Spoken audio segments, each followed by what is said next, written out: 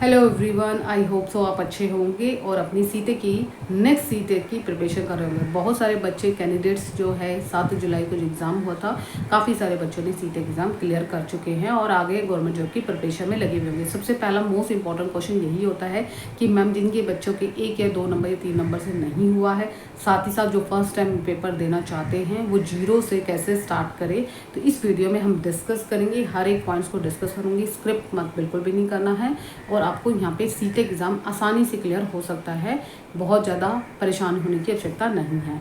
अगर चैनल पे first time है तो चैनल को लाइक शेयर और सब्सक्राइब करना ना भूलिए, ताकि आपको इन्फॉर्मेटिव वीडियो और एजुकेशन से रिलेटेड अपडेट मिलता ही रहता है।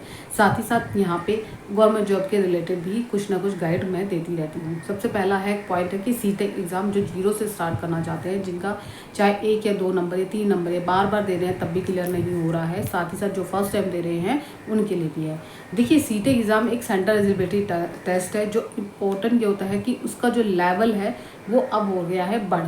बच्चे क्या करते हैं कि 1 या 2 महीने में तैयारी करना शुरू नहीं करते हैं, स्टार्टिंग के 1 महीने से पहले या 15 दिन के अंदर अंदर स्टार्ट कर लेते हैं। काफ़ी बच्चों की देखो, हर बच्चे की कैपेबिलिटी अलग अलग है, बच्चे का पढ़ने का तरीका अलग है, उन्होंने क्या कोचिंग ली है या नहीं ली है, सेल्फ स्टडी करी है नहीं करी है, तो ये सारे पॉइंट्स उनके माइंड में होते हैं। लेकिन देखिए, मैं यहाँ पे बताना चाहती हूँ, पहला पॉइंट्स यहाँ पे बहुत इंपॉर्टेंट है। सबसे पहले सीटें एग्ज़ाम की क्लियर करने से पहले उसका सिलेबस जो है वो उसको देखिए। जो फर्स्ट टाइम देख रहे हैं, फर्स्ट टाइम देना चाहते हैं, दे रहे हैं या कर देना चाहते हैं, उनके लिए स्पेशली फॉर है कि syllabus you are very very very very important. First of all सबसे इम्पॉर्टेंट पॉइंट्स इज सिलेबस। आपको सिलेबस को सबसे इम्पोर्टेंट प्योरिटी देनी है। प्योरिटी का मतलब होता है कि सबसे पहले उसको देखना है, उसमें कौन कौन से टॉपिक पूछे गए हैं उनको देखना है, उनको हाईलाइट कर लो कि मुझे ये पहला टॉपिक है, ये मेरा ये दूसरा है, कोई भी सब्जेक्ट हो, ठीक है। अब आता है सिलेबस, तो पता है, लेकिन सिलेबस के अकॉर्डिंग हमारे मार्क्स कैसे होते हैं। आपको भी पता है पेपर 1 और पेपर 2 होते हैं। पेपर 1 हमारे पीआरटी वालों के लिए स्पेशली होते हैं, जो उन्होंने पीआरटी करेंगे थे, यानी 1st to 5th को पढ़ाने के लिए। Second thing is most important is paper 2। Paper 2 is the B Ed वाले यानी कि मैथ साइंस और एसएसटी के लिए कॉमन होता है। यहाँ पे पेपर अगर हम अलग अलग कंडक्ट करा हुआ है, सिलेबस जो हमें दिया गया है सीबीएसई की तरफ से, यानी कि सीडीपी लैंग्वेज 1, लैंग्वेज 2, ईवीएस और मैथ्स, ये पेपर 1 का है। CDP language 1, language 2, math science और एसएसटी, ये पेपर 2 का दिया हुआ होता है। मार्क्स 30 मार्क्स से है। टोटल सब्जेक्ट आपके जो टोटल मार्क्सिंग होती है वो 150 मार्क्स होते हैं, जिसको आपको क्लियर करने के लिए जो क्राइटेरिया दे रखा है, अगर जनरल की बात करो तो 90 मार्क्स चाहिए होते हैं, यानी 60% चाहिए होता है, और 55% यानी 82% एसटी और ओबीसी के लिए दिया होता है, ठीक है, स्पेशली फॉर कैंडिडेट जो कैटेगरी वाइज आते हैं। अब आता है तैयारी कैसे करें। देखिए, तैयारी के लिए कोई मुश्किल नहीं है। मैंने पहले ही बताया कि पहले सिलेबस को आपको देखना है।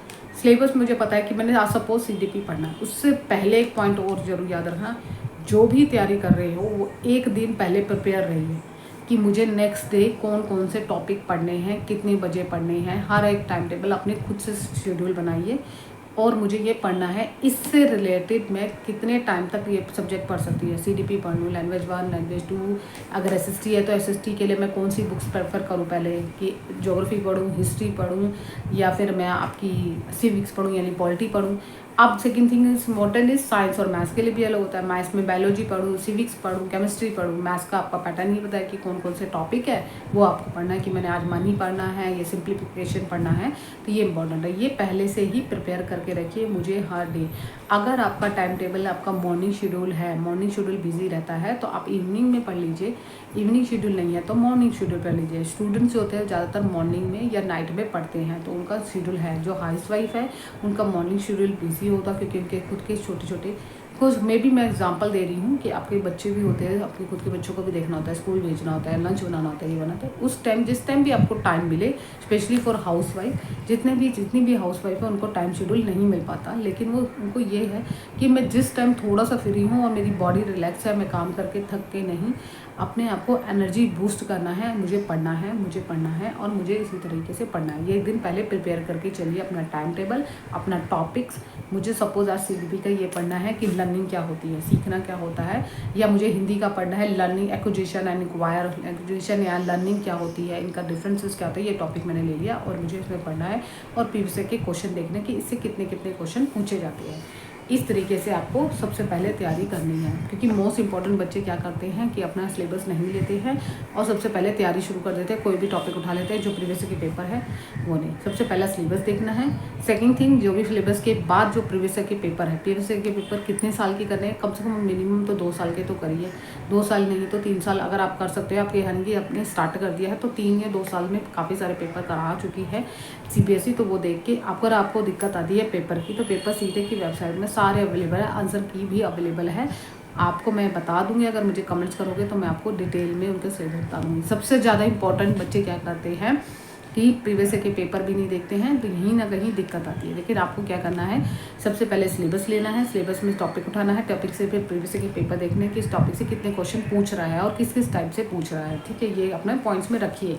ठीक है, इसमें से 2 क्वेश्चन कितने नंबर का आया, 2 नंबर का आया, 3 नंबर का आया, फिर थ्योरी में से कितना आया, फिर लैंग्वेज में कौन कौन से टॉपिक पूछ रहे हैं, क्या लेवल हाई हो रहा है नहीं हो रहा, उससे आपको आइडिया लग जाएगा कि कितना लेवल है। और main base specially for SST के लिए, SST के लिए मैं हर बार बताती हूँ, NCERT बुक्स फॉलो कीजिए।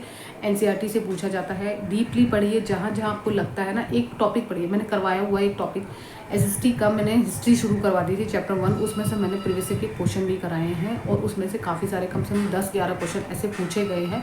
मैंने जो क्वेश्चन करवाए हैं वो आपके 2011 से लेकर अब तक के जितने भी एग्जाम हुए उससे रिलेटेड थोड़े बहुत क्वेश्चन जो उस टॉपिक से पूछे गए हैं। ठीक है, बाकी ऐसे ही आपको करना है, मैं भी ऐसी क्लासेस लूँगी ताकि आपको आइडिया लगे कि प्रीवियस में क्वेश्चन कितने ज़्यादा एग्जामर डिफरेंट तरीके से उसमें से टॉपिक से पूछ रहा है, ये इंपॉर्टेंट है। अब आपके जैसे मान लीजिए आपने टॉपिक कवर कर लिया, सारे पढ़ लिया, सारा सिलेबस कर लिया, अब लास्ट में आपको फिर प्रीवियस ईयर के पेपर फिर करने हैं, जितने भी आपके कराए गए, कम से कम 2 साल के, तो मिनिमम 2 साल के करिए, मैक्सिमम आप कर भी सकते हो 3 साल के। ठीक है, प्रैक्टिस कीजिए। अगर आपके पास नहीं होता कि आपको डाउनलोड नहीं हो रहा है या कहीं नहीं, तो आप एप्लीकेशन आती है टेक्स्ट बुक्स, वो डाउनलोड कर लीजिए, उससे आप डाउनलोड प्रीवियस के पेपर भी मिल सकते हैं, प्रैक्टिस भी हो सकती है, मॉक टेस्ट भी लगाना है। ये नहीं है आपका स्कोरिंग, अगर आपने 1 महीने या 2 महीने का टारगेट बना लिया कि सिलेबस मुझे कंप्लीट करना है, उसके बाद देन प्रीवियस के पेपर प्रैक्टिस करनी है, मॉक टेस्ट लगाने हैं, मॉक टेस्ट की प्रैक्टिस करनी है स्पेशली फॉर, आप देखना अपने आप आपके मार्क्स इंक्रीज होंगे, आपको यकीन नहीं होगा, आपके मार्क्स भी इंक्रीज होंगे। जहाँ जहाँ आपको अभी इस टाइम कमी लग रही है कि मेरे जो एग्ज़ाम हैं, जो मेरा एग्ज़ाम है CTEC में, मुझे SST क्लियर नहीं हो रही है, मैथ्स नहीं हो रही है, साइंस नहीं हो रही है, EVS नहीं हो रही है, तो आपको स्पेशली उस पर फोकस करना है। जो आपके इजी पॉइंट है वो तो आप आसानी से कर सकते हो। देखिए लैंग्वेज 1 और लैंग्वेज 2 और CDP में कहीं ना बच्चों को दिक्कत नहीं आती है, मेन आता है मेन सब्जेक्ट में। तो प्लीज़ अपना फोकस कीजिए मेन सब्जेक्ट में, यानी SST में, साइंस में, मैथ्स में, इसको अभी से शुरू कर दीजिए। ये मत देखिए कि मैं एग्जाम का नोटिफिकेशन आएगा उसके बाद पढ़ना स्टार्ट करूँगी, नहीं, आपका सिलेबस वास्ट है और आप खुद को भी नोट्स बनाने हैं, नोट्स। अगर आप मेरे नोट्स है वो तो एक एग्जाम्पल फॉर रिवीजन के लिए आपके काम आएंगे, लेकिन आपको खुद से भी नोट्स बनाना स्टार्ट कर देना है, क्योंकि स्पेशली फॉर CTEC के लिए एग्जाम के लिए अगर क्वालिफाइड करोगे दिसंबर में, उसके बाद अपकमिंग वैकेंसी भी आने वाली है। कौन कौन सी आपको मैं बता देती हूँ।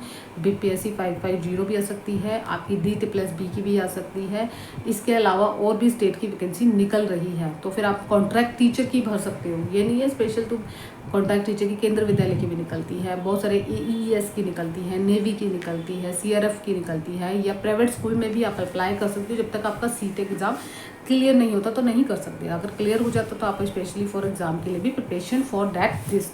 तो इसलिए स्पेशली फॉर CTEC के लिए मैं बार वीडियो इसलिए बनाती हूँ कि अपनी प्रिपरेशन को कंटिन्यू रखिए, स्टॉप मत कीजिए कि मेरा एग्ज़ाम क्लियर नहीं हो रहा तो मैं करूँगी ही नहीं। आप उस नेगेटिव पॉइंट को पॉजिटिव लेके अपनी तैयारी दोबारा से शुरू करिए। जहाँ जहाँ आपको कमी लगती है कि हाँ मेरा जो ये सब्जेक्ट है अच्छा नहीं है, उस पर पहले फोकस कीजिए। जो मेरा ठीक ठाक है मैं कर सकती हूँ उसको, उस पर ज़्यादा ध्यान देने की ज़रूरत अभी नहीं है। जो आपका मेन है जिसमें आप में बिल्कुल ही मार्क्स नहीं आते, ठीक है, उस पर ध्यान दीजिए। स्पेशली फॉर अगर SST के लिए तो मैं क्लासेस स्टार्ट कर चुकी हूँ। हिस्ट्री की 2 क्लासेस, एक क्लास हो चुकी है, दूसरी क्लास भी आपको जल्द ही मिलेगी थोड़ी। इसके बाद मैथ्स की भी एक क्लास हो चुकी है। फिर EVS की और लैंग्वेज 1 की। मैंने लैंग्वेज 1 और लैंग्वेज 2 के लिए मैंने स्पेशल बोला था क्योंकि इसका सिलेबस इतना नहीं है, तो मैं इसको नोटिफिकेशन के बाद ही स्टार्ट करूँगी। मेन हमारा SST है, SST करिए, साथ ही साथ पेपर 1 मैथ्स की तैयारी करा रही तो पेपर 1 मैथ्स की तैयारी कीजिए, EVS की और CDP की क्लासेस मेरे भी एक हो चुकी है, वो आप देख सकते हो। मैं फिर उसके बाद कंटिन्यू है क्योंकि थोड़ी सी मेरी तबीयत ठीक नहीं थी, जिसके कारण से आपको पता है फेस्टिवल भी था, जिसकी वजह से मैं क्लासेस नहीं दे पाई। अब कंटिन्यू होगी क्लासेस, आप वो क्लासेस देखिए, आपको हेल्प मिलेगी, आपको सीटेट एग्ज़ाम क्लियर करने में बहुत ज़्यादा यूज़फुल होगी। अगर ये वीडियो आपको यूज़फुल लगती है तो लाइक शेयर सब्सक्राइब करना भूलिए। ऐसी ही वीडियो देखने के लिए मुझे फॉलो कर सकते हैं। Bye bye, take care, thank you so much.